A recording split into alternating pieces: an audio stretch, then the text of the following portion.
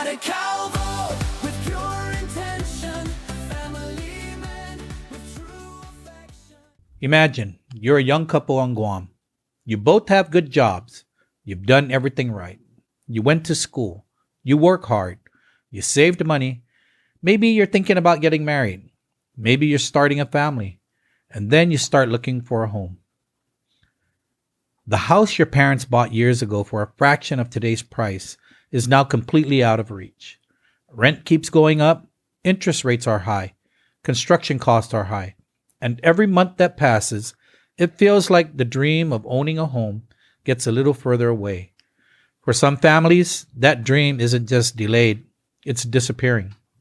The question is, how did we get here?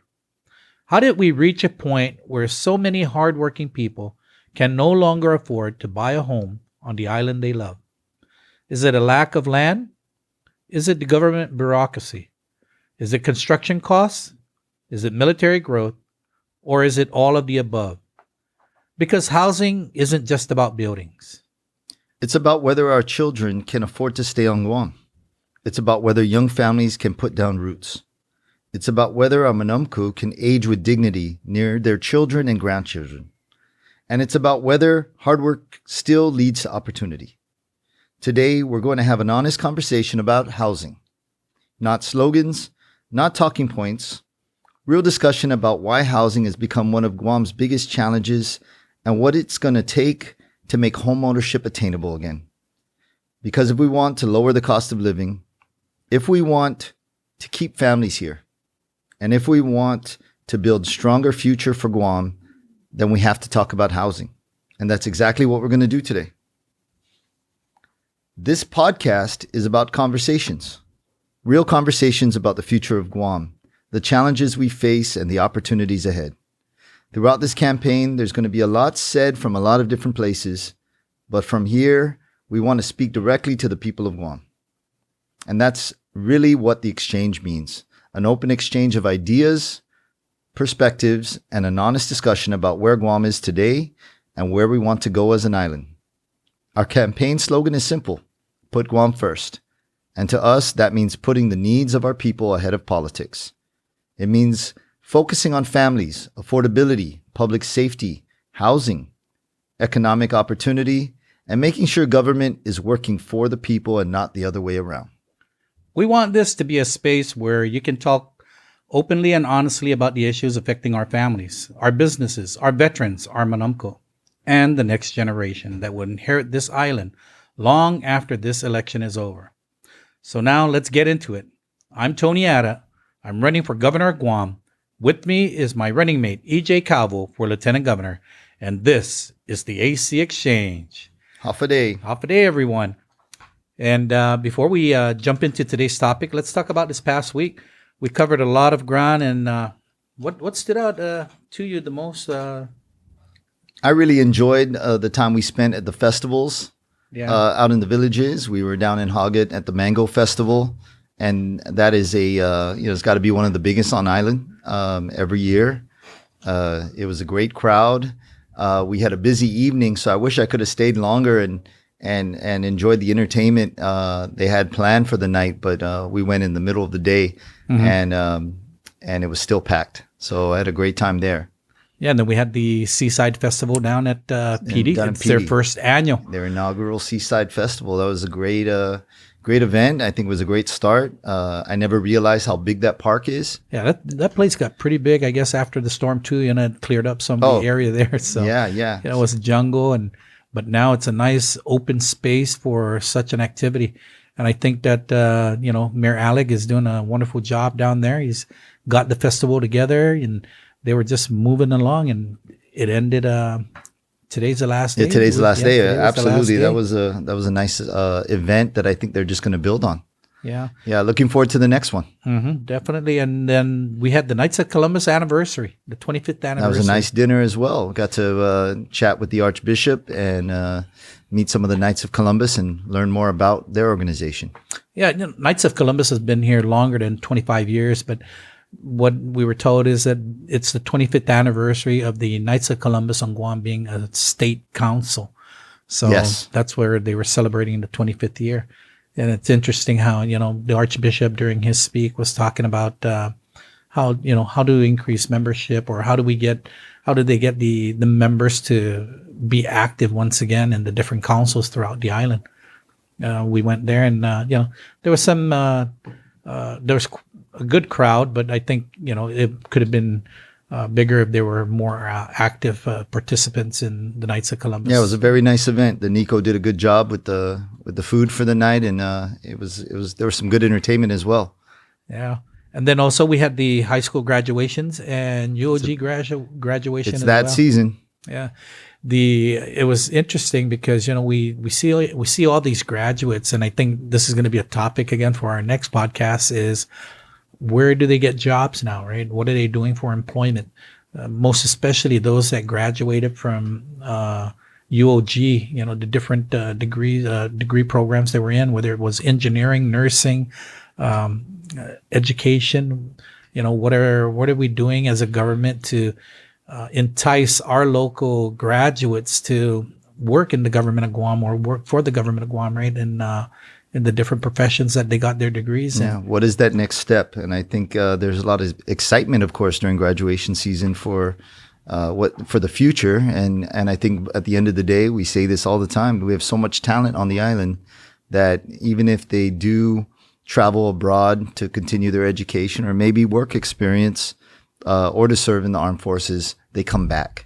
Right. And so, yeah, that's what I was thinking about while I was seeing the hundreds of graduates coming out. I wasn't at every graduation, but if not, I'm at the parties, and I see all of the classmates just buzzing with excitement about what they're gonna do next. Yeah, like me, I asked some folks, what do they plan to do after graduating from high school? A lot of them said they were, looking at going to college on island or off island, but they were looking at higher education.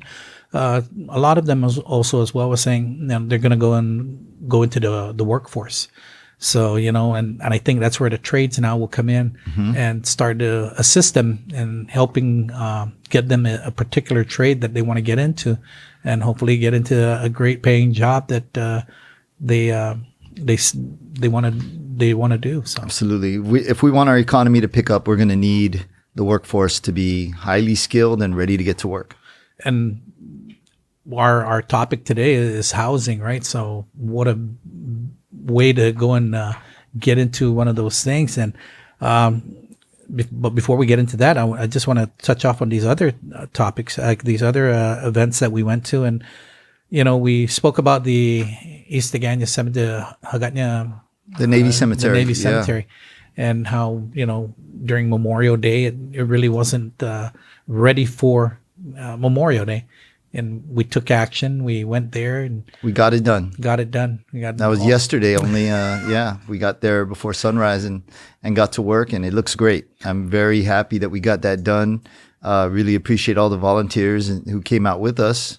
But we cleaned up and painted every headstone, did some bush cutting and picked up trash. And it's not only a special place, I know for you, but it's such a high profile location.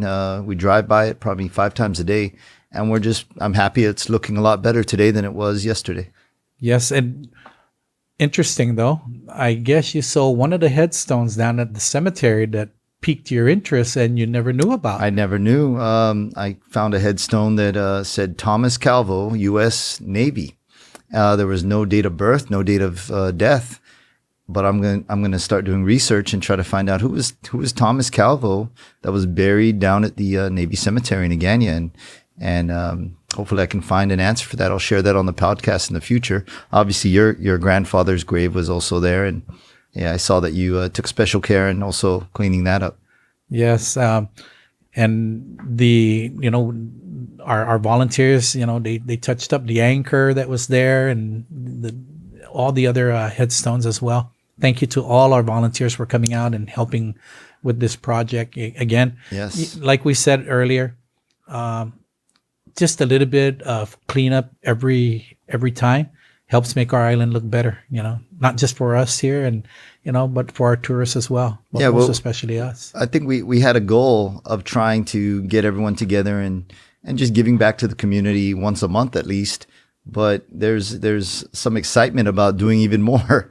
And we've been consistent. I think that was our 7th or 8th cleanup. Yes. And I don't see us stopping. I think this is going to continue. I think it's so rewarding.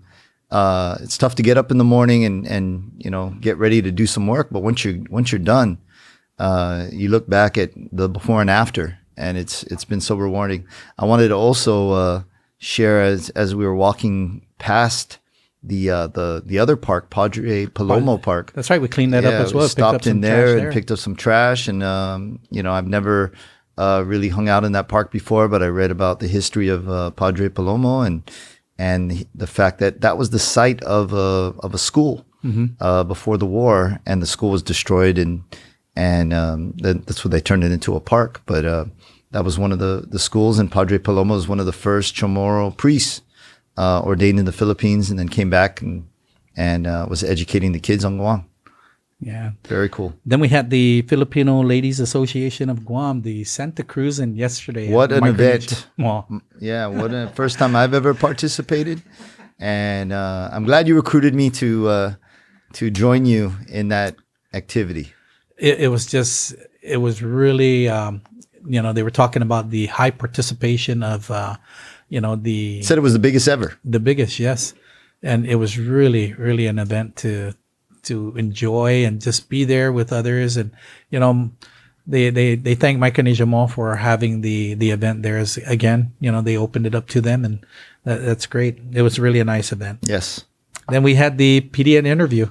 What's your thoughts on that? Yeah, we did the PDN interview on Friday, and I know we had to postpone that due to scheduling conflicts, but we finally got over to PDN and answered some questions. I know other candidates have done the same, but in listening to other candidates, we still felt that some of the topics weren't being covered, and I'm glad we got our chance to sit in front of the camera with one of the media companies and answer those questions. I thought it went well, but with some of those topics, you just need more time. And I know we don't want to bore people, but we're just so excited to get into these projects and into the initiatives that are in our platform, that to answer a question in 1 minute and really deliver what you want to get done it was a challenge. I got to say that.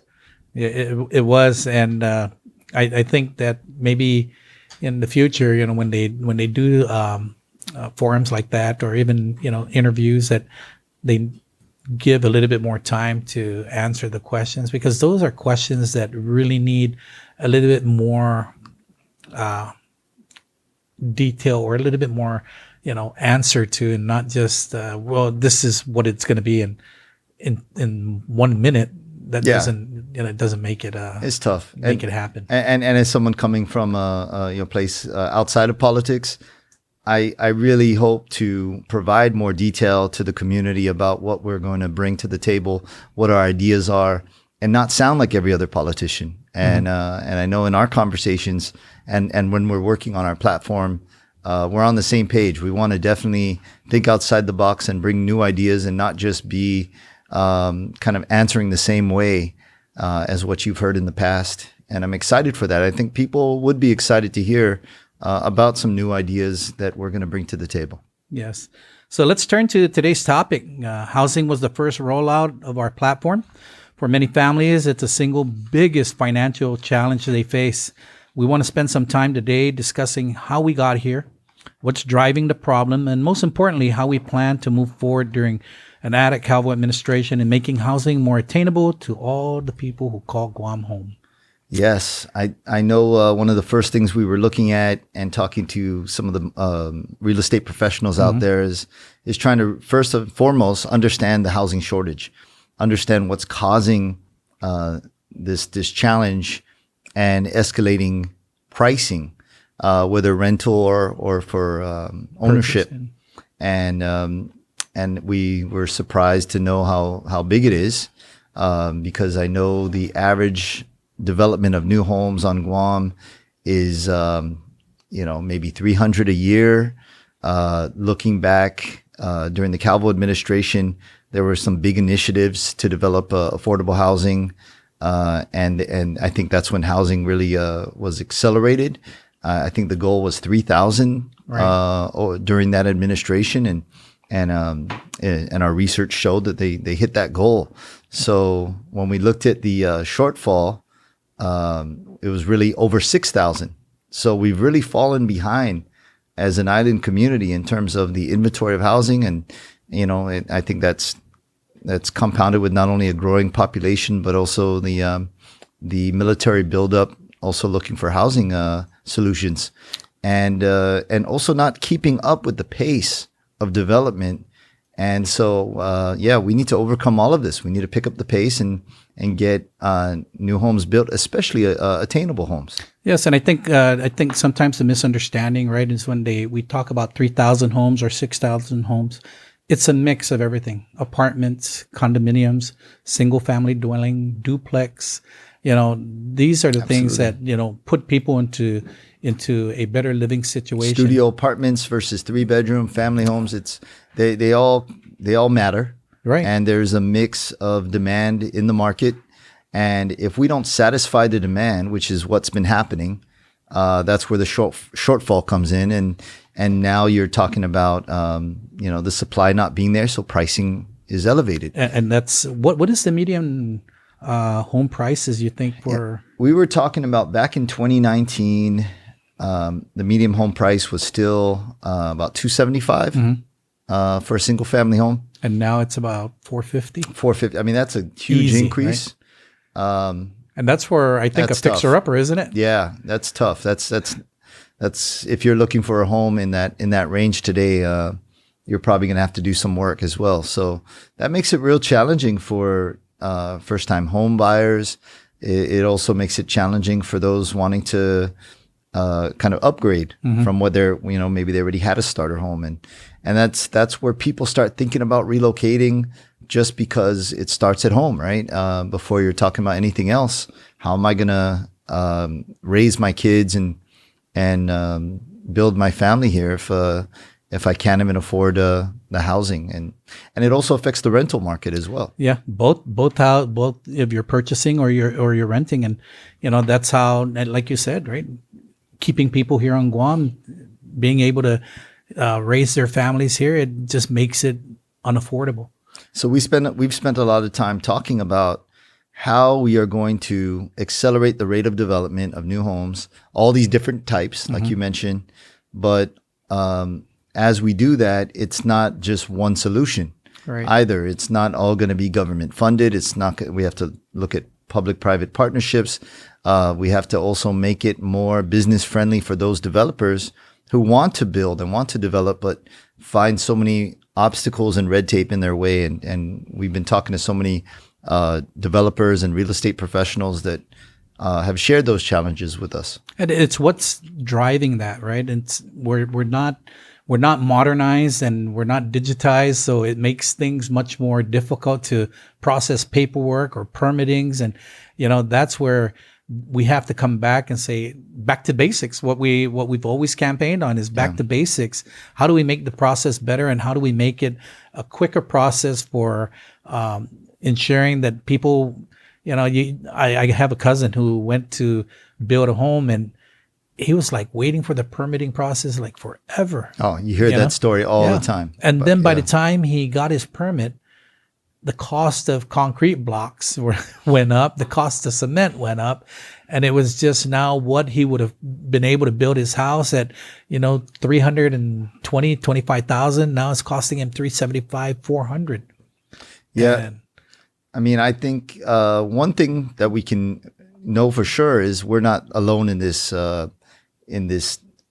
problem or this obstacle that we're facing in terms of housing shortage. I read all the time about the same thing occurring in Hawaii, same thing in parts of California and throughout the U.S. There's a lot of solutions that have been proposed and they're working, and things we can look at also in Guam. Even though we have some unique characteristics, there are a lot of things, especially when it comes to synergizing and improving the efficiency of permitting and licensing, where we can get fast-track programs to development. And it doesn't mean it's going to be irresponsible, but it's going to be efficient. And I think we should definitely implement those as soon as possible. And that will be one big step in the direction of getting more housing developed on the island. And I think that's what we talked about within the first 100 days of the Ada Calvo administration. Is that's going to be the top of the ticket as well. Is reducing that red tape, ensuring that the permitting process can go quicker, so that homes can be built quicker, so that but the other equation to that is the workforce.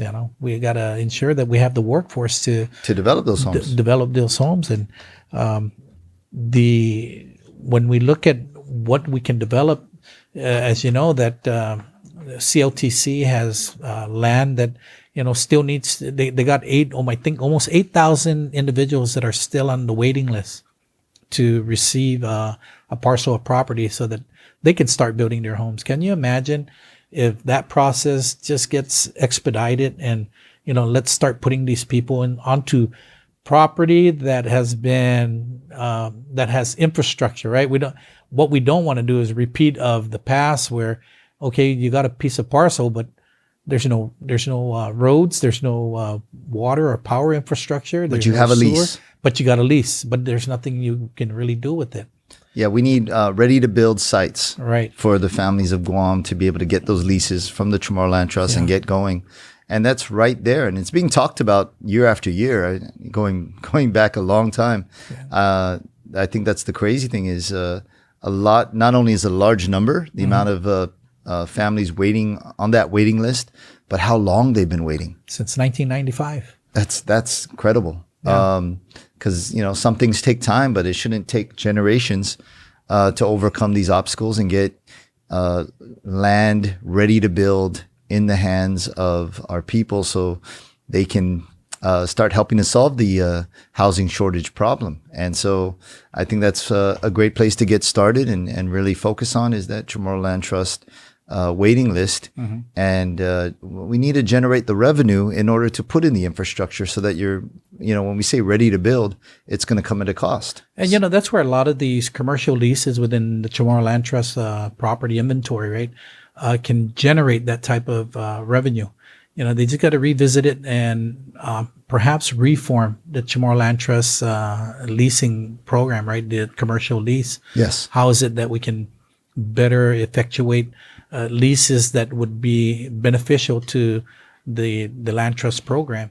Well, can I ask you, Senator? So the commercial leasing program is still limited to 5 years, or was that opened up by the legislature? It was opened up, but what we got to look at as well is what are we looking at per square meter, right? Okay. How much are we looking at? What kind of infrastructure or what kind of commercial development is going to happen on that Chamorro Land Trust property, and what's the term, right? All these things come into play in what the Chamorro Land Trust will be able to make out of it. And, one of the examples is the old GICC, right? The golf course, where they were looking at turning it into a solar farm, and they were going to get $9 million up front for the lease, and then that could have gone into the Chamorro Land Trust revolving fund, the infrastructure fund, and then the old clubhouse that was there would have been utilized for Chamorro Land Trust Commission, the ancestral lands, and I think the Department of Land. So they would have been able to be in that one facility. But I'm not sure what the commission has spoke about this last term. I think they're revitalizing or reviewing what they had committed to, or what was committed to them as well. Yeah, we need to. I mean, at the end of the day, we need to find ways to generate that revenue to put in the infrastructure. During the time I was on the GITA board, we actually had MOUs with the CLTC and Ancestral Lands to look at commercial development opportunities that generated revenue for them. But at the same time, these are sites that would also develop the economy in terms of what they're going to develop. Some of that could be additional housing, but Some of it was also commercial space that's needed, or something tied to the tourism industry. And so it's almost, two birds with one stone. You're generating revenue for CLTC, but at the same time, developing something that will create jobs and boost our economy. And that's, I think, the best scenario we can look for. And that's a great step forward if we can, get the opportunity to do that. Yeah, definitely. And the other thing is Guam Housing had this program. It's the first time homeowners, right? Yes. Where they get a grant that allows them to utilize it for closing costs or, whatever other purchases they may able to effectuate their home ownership. And that was such a great program that needs continuous funding. And the return on investment on that is, you get people into homes and you start picking up the the tax revenues, the property taxes and things like that. So we need to keep getting revenue into that program. We have other programs available as well, and everything just needs to be revisited. And I think we need to go back again and just what's not working, what's working, and let's go with not to reinvent the wheel, but to strengthen the wheel, right? Just to make it a better working. Yes, one of the programs we were talking about was the block grant program that came federal funds based on the Mawar disaster relief, and a good portion of that we found could also go to develop housing, and so that's under the management of GURA. And definitely something that we hope that they're considering now, because the program is getting started, but should be looked at, because there are, whether that program or others, there's federal funds that can be allocated to develop housing that will become attainable for the island. The LIHTC program was also successfully utilized in the past administration. I don't know, has there been a LIHTC project moving forward in the last few years? I haven't seen a project moving forward in maybe the last couple of years, but they have the different developments that were made up in where is that? Agafagumas, that one housing project. Ironwood back there. Estates. Ironwood Estates, and they got the Cortec housing. So yeah, those were good projects. I remember when those added to the inventory, that probably contributed to during the Calvo administration. 3,000 new homes. The growth, the growth of homes. And I don't think even 1,000 new homes have been developed in the last 7 or 8 years. So we really slowed the pace for many reasons. But a lot of the questions I've had is, what are the reasons why the pace has slowed? Is the LIHTC program no longer available? Is is the federal government not investing the same way they were before? And I'm finding, no, there's even more opportunity. We just have to execute. We have to make sure that we're spending the money the right way, and it's used effectively. And we definitely need it for our housing market. So this is a big one. I think it's one of the biggest areas of the cost of living initiative that we have in our platform. There's a lot of other things that, tap on your pocketbook on the island, but I think it really just starts with housing and how you're able to afford, a place to live. yeah, I introduced a couple of housing bills, so I'm hoping that we'll be able to address those in session soon. We had we're going to the budget session coming in July. Okay. So hopefully by August, we'll be able to, address my housing bills that will address some of these issues. But we also have the other side of that coin, and that's the military. How that impacts the military, how it impacts our local housing, both for rental and for purchase. And we know that the military buildup is still on track. But I've also heard rumors that, they're probably going to downscale. So we need to see where that housing market will go. I mean, I know there's been calls out to the military to say, look at reevaluate the market. Kind of reevaluate the housing, their housing allowance, whether they're going to keep with the OHA, the Overseas Housing Allowance, or go with the VHA, right? So I mean, at the end of the day, regardless of what they decide, there's a still a finite shortage. number. Yeah, there's a number that they're going to need to lease. Yeah. They're going to need to occupy. And the problem we're having is not, to me, that the military is really escalating the rental prices, is that we have a shortage in supply. Mm-hmm. If we can satisfy that demand, especially from the military, I think the market will stabilize and it'll be different. But we're not producing new homes quick enough.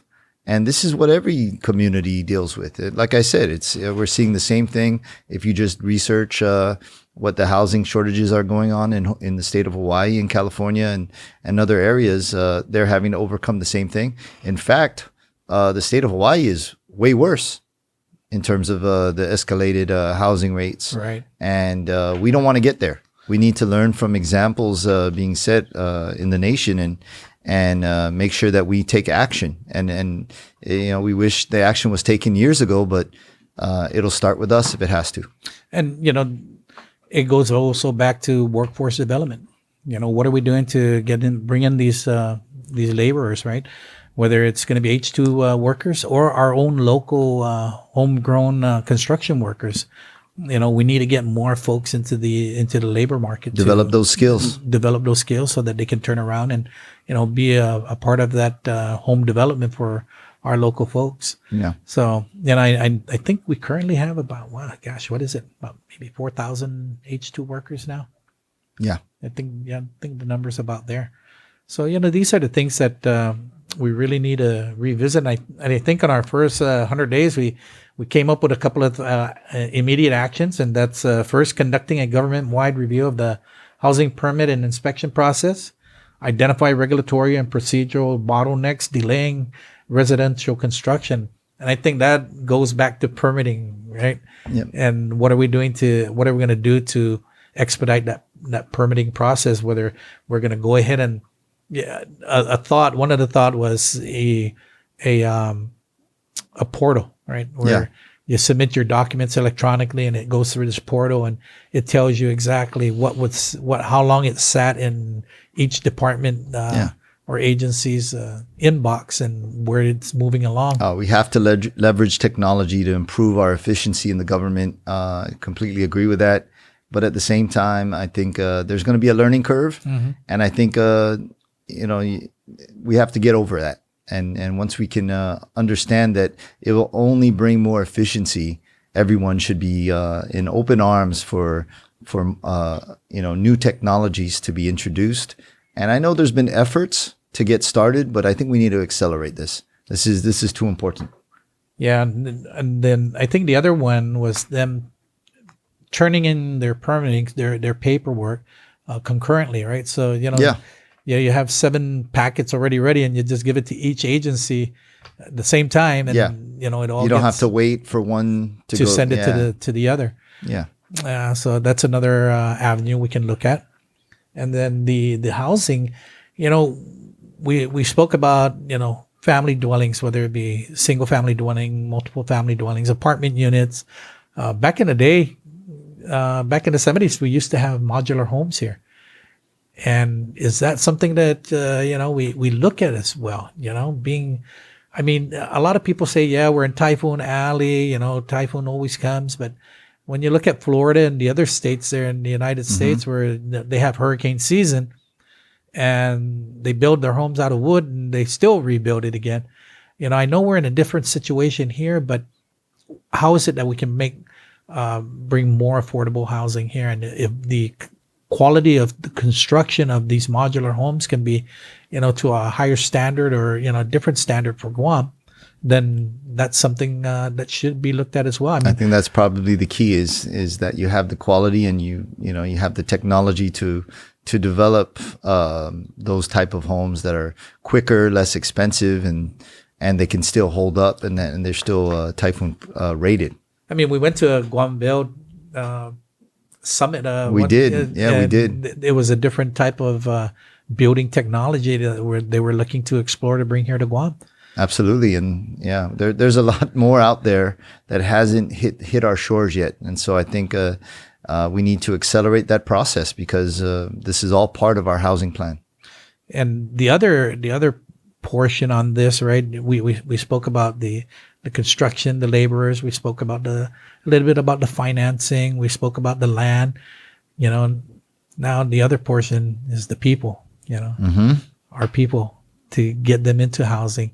We need to really ensure that there's the jobs available for them so that they can, afford to buy a house. That's to the core of economic development and having those job opportunities and be able to provide better paying jobs as well. And that's all throughout the process. I remember back, 10 years ago, I guess, also pre-pandemic, we were heading a different direction than we are today. And it's very frustrating that we've been experiencing this decline and there's a little bit of loss of hope that we need to reinstill in people that, Guam is a place of opportunity. It's a place that you can build a career. Right. And of course you can find affordable homes and attainable housing, to raise your family. I think all of those things are hand in hand. They may be different platform topics that we're focused on, but they all intertwine into kind of the quality of life that we're going to work to improve. Yeah, and I think it's one of those mixed zoning as well, right? Kind of mix. I think in Los Angeles they're building a Costco, and then above the Costco they're building housing apartment units. Yeah, right. I think that's LA. Yes. I think we need to think outside the box when it comes to mixed use developments. I've been saying that for a long time. I don't know if that's just something that we need to go through the legislature to allow for some flexibility.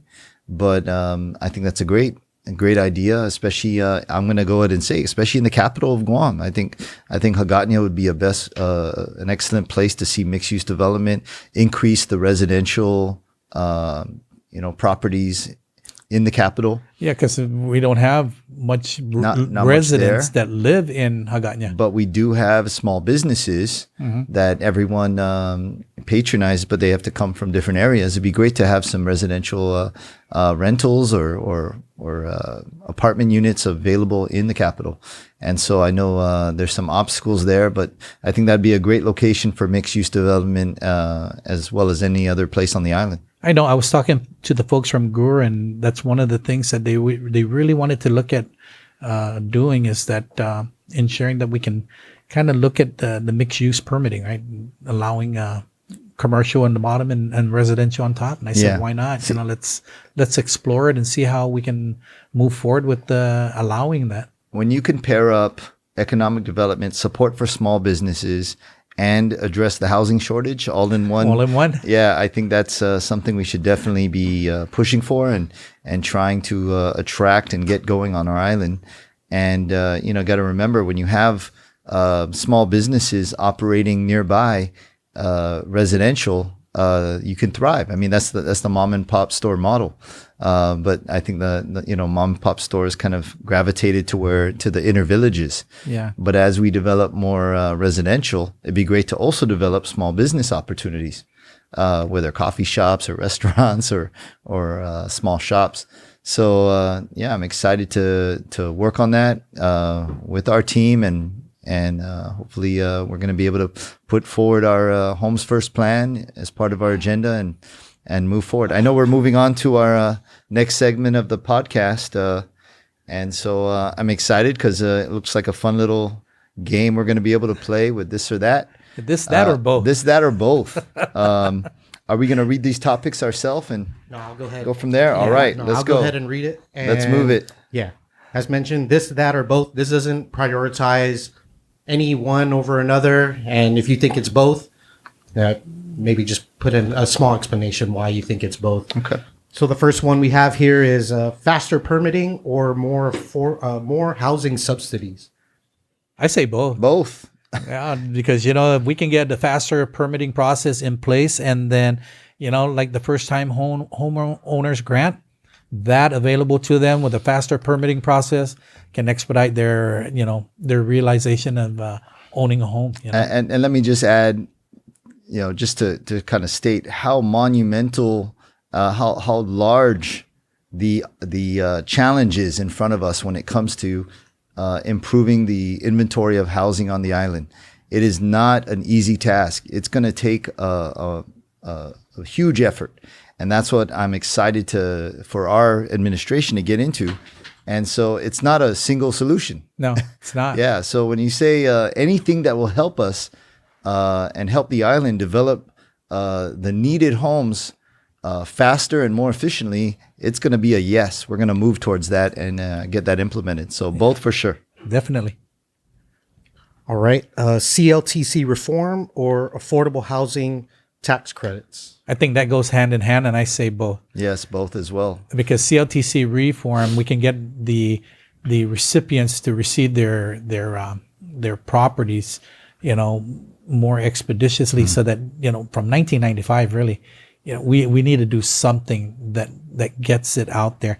And affordable housing tax credits. Yeah. If we can find developers that are willing to take on these type of developments and give some type of a tax credit to them, Get the LIHTC program moving again. Exactly. It's worked for Guam before, but we need to pick it up and working with CLTC property and reforming the policies there would really work hand in hand. I don't think those two are in conflict at all. Not at all. Actually, that's part of our plan.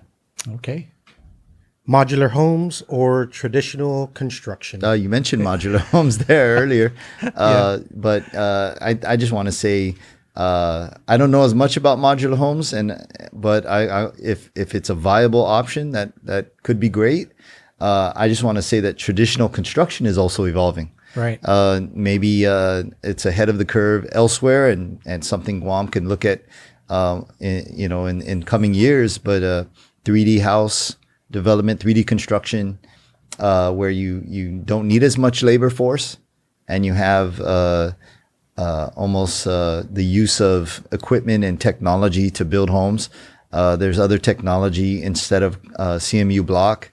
To look at prefab and others. And there's been some successful projects on Guam, but not as much, I think, in our housing industry that we need. So that's why I think it's both. Yeah, I think it's both as well. Modular homes, we used to have a modular home park here. The old the Onward Hotel area used to be a modular home park.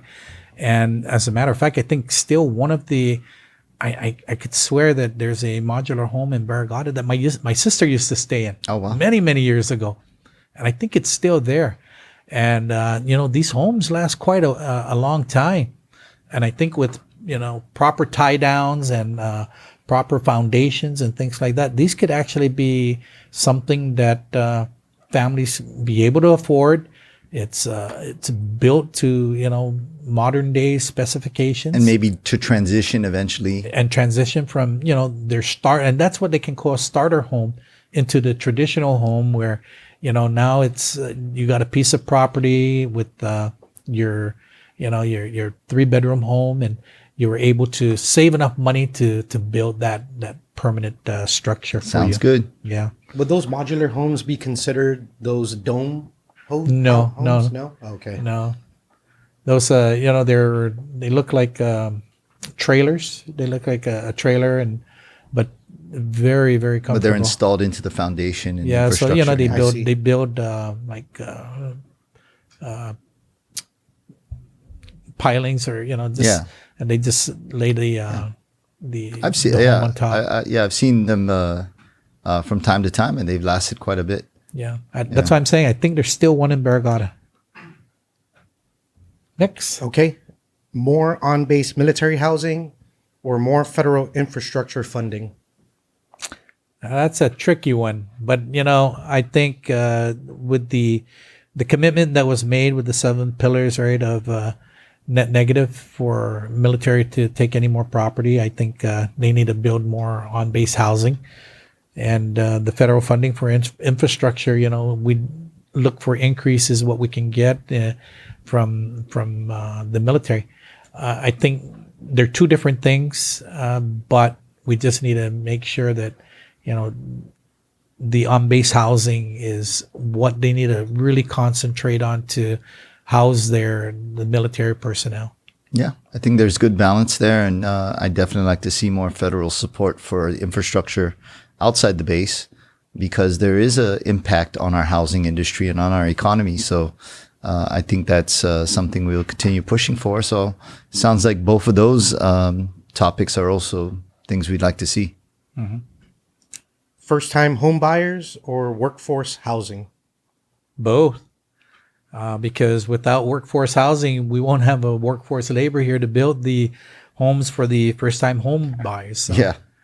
Yeah. No, I agree. I mean, like we were talking about earlier, that shortage of housing units that we're talking about is a variety.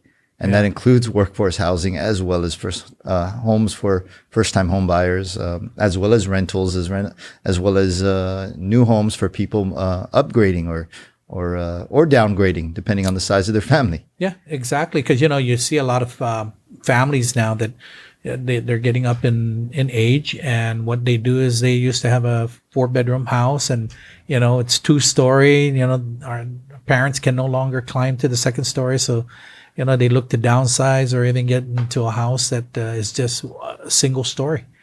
And, it's just... Those are the things that we take into account. But in terms of first-time home buyer homes as well as workforce housing, both. Both, right? Yes. Moving on. Home ownership or rental affordability?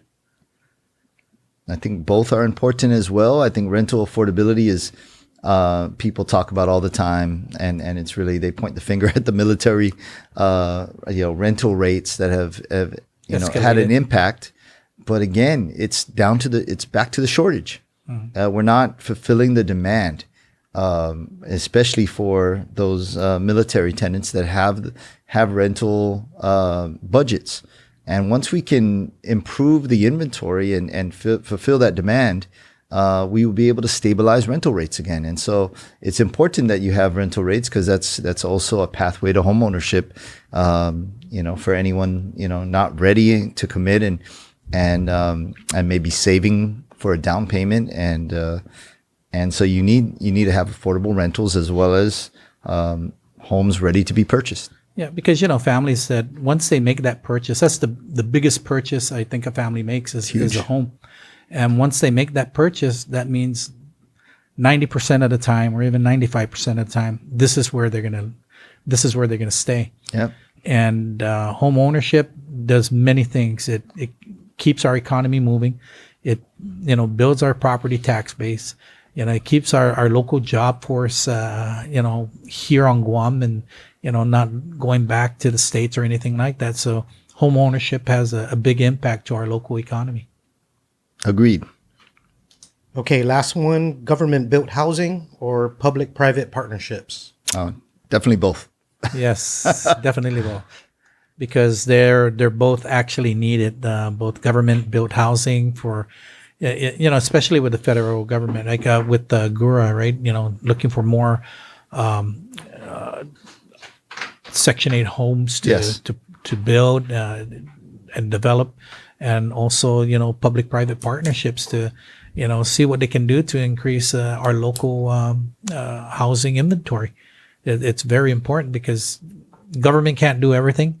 And when you look at private-public partnerships, the government the government can provide the land, and then you get a developer to come in to build subdivisions, and they can have this public-private partnership to how that is going to work for them. They have to create a benefit for the community, and also there's ways to also incentivize lower rents, right, or lower prices with the public sector working with the private. And then maybe just add there what's missing, because we agree on both, is private development. And private development is out there, and I know there's more that have looked at Guam as a potential investment site. But if we're not business friendly, if we're not efficient in terms of permitting and developer friendly, you're not going to get that private investment. So that in that case, it doesn't even include the public sector, other than providing customer service with how we permit and do business. Right. And so it's hard to say that if we are a business-friendly environment, then we should be seeing more private investment made on the island to benefit the community and benefit those future home buyers and renters. We have to improve all of those. So I guess I added a third, and all three are important when it comes to housing. This, that, or all three. Yes. Right? This, that, or all three.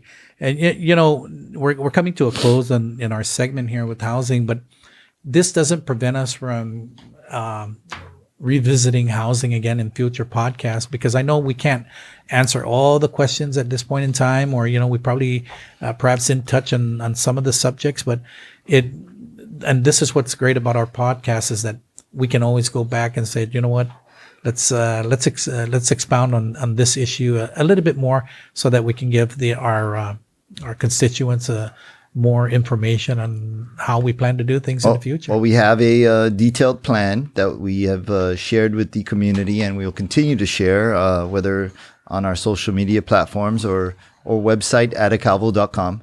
Our entire platform is called the Guam First Agenda, but we also have a focused plan called the Homes First Agenda, because it's that important. Right. And so, we're excited to continue transparently showcasing our plans for everyone to see. We've always said from day one of developing our platform that it is a living, breathing document, because it is for the community to provide feedback, ask questions, and we're going to work together with all those key stakeholders who are experts in all the fields to give us more guidance as we move forward, because at the end of the day, we're working to improve the island with everybody and work together. Yes. And they can listen to our podcast on, where are we at? Spotify, Apple, and Apple Podcasts, and iHeartRadio. iHeartRadio, Excellent. Apple Podcasts, and Spotify, and YouTube as well. Well, as we come to the closing, I just want to say it's another fun episode. Haven't done many podcasts, but it's a lot easier than I thought it would be, and maybe because we're just excited to get into our topics and continue the exchange. Yeah. So the natural flow. So in closing, throughout this campaign, one of the things we've heard over and over again is that people aren't asking for special treatment. They're not asking for handouts. They're asking for a fair shot at buying a home, a fair shot at raising a family, and a fair shot at building a future right here on Guam. Housing is about more than rooftops and walls. It's about stability. It's about keeping families together. It's about giving our young people a reason to stay and our Manumku a place to age with dignity. The good news is that these challenges are not beyond our ability to solve. We have the land, we have the people, and we have the resources. What we need is leadership willing to bring people together, remove obstacles, and focus on results. That's what this housing platform is about: creating opportunities, expanding supply, and making sure that the Guam our children inherit is even stronger than the one we inherited. But Guam doesn't have a housing problem because we lack ideas. Guam has a housing problem because for too long we've lacked action. We've talked about the challenges, we've talked about the solutions. The question now is whether we're willing to accept the status quo or demand something better. That's why this election matters. And that's why leadership matters. Tony, your thoughts? Well, let's be honest. Guam's housing crisis didn't happen overnight. It's the result of years of delays, bureaucracy, and a system that simply isn't producing enough homes for our people. And if we keep doing what we've always done, we'll keep getting the same results. Higher prices, longer waiting lines, and more families wondering if they can afford to stay on Guam. That is unacceptable. We know what the problems are. The question is whether we have the leadership to fix them. As governor, I will move aggressively to cut red tape, activate buildable land, expand housing supply, strengthen our workforce, and make sure federal growth benefits our people, not outprice them. Because housing isn't just about homes. It's about opportunity. It's about keeping families together. And it's about ensuring the next generation can build their future right here on Guam. At the end of 4 years, I don't want people to talk I don't want people talking about plans. I want them talking about results. More housing of every kind: homes, apartments, condos, workforce housing, and senior housing. More families becoming homeowners. More CLTC lots turned into communities. And more young people choosing to build their future right here in Guam. Leadership is not about talking about problems forever. Leadership is about solving them. The status quo is not working, and we're going to change it. Together, we'll put Guam first, restore opportunity, and make home ownership attainable again. That's our commitment, that's our mission, and that's exactly what we're going to do. Sidus Maasi for listening to the AC Exchange.